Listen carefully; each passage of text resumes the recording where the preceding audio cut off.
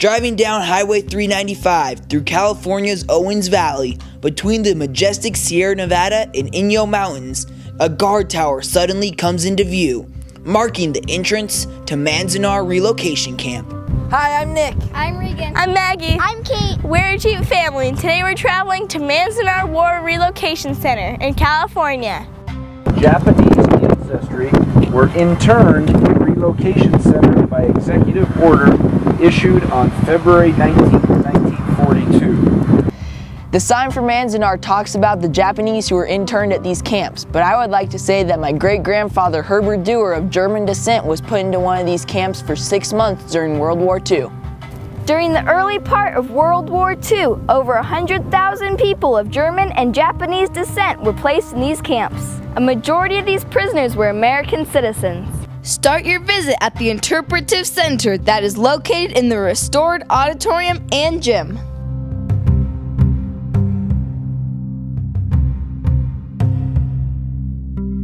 $11,070 Japanese Americans lived at Manzanar between March 1942 and November 1945. 2/3 of these people were natural-born American citizens. Many others had lived in America for decades, but the law denied them citizenship. The exhibits are really interesting and help you understand Manzanar.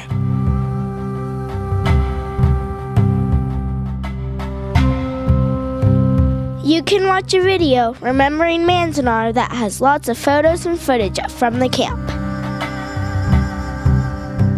Make time to stop at the visitor center. Whole families were brought to Manzanar. Kids even went to school here. It was really neat to go into the reconstructed barracks and see how these people lived for over 3 years. 504 of these barracks were organized into 36 blocks. Each block had its own shared toilets, showers, laundry room, and mess hall. Each of these barracks are split into 4 rooms. 8 people shared a 20 by 25 foot room with an oil stove, a single hanging light bulb, and cots. Make sure you take the 3-mile car tour. It shows you how resilient these Japanese American families were.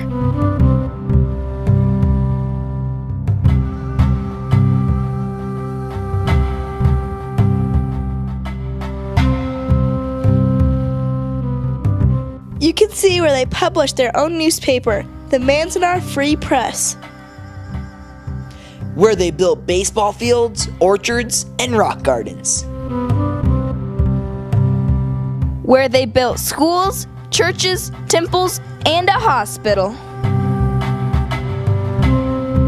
You can visit the cemetery where 6 people are still buried. We thought it was interesting to learn about this side of World War II. How about the fact that these Japanese made camouflage netting for the U.S. military while they were held at Manzanar? We tried to imagine how it would be to lose our house and possessions, be forced to live with strangers with no privacy, to survive the 110-degree heat or freezing conditions in the barrack with no insulation, to deal with the constant wind and dust, and to be a prisoner in the only country we'd ever known. We really couldn't put ourselves in these people's shoes. Or even understand our great-grandpa's feelings when he was sent to a camp in Wisconsin. Manzanar stands as a reminder of the racism and hysteria that gripped America during World War II. Jeep Family Travel appreciates national historical sites like Manzanar. They're educational, interesting, and free. From the Manzanar War Relocation Center in California, this is how Jeep Family travels. Never again!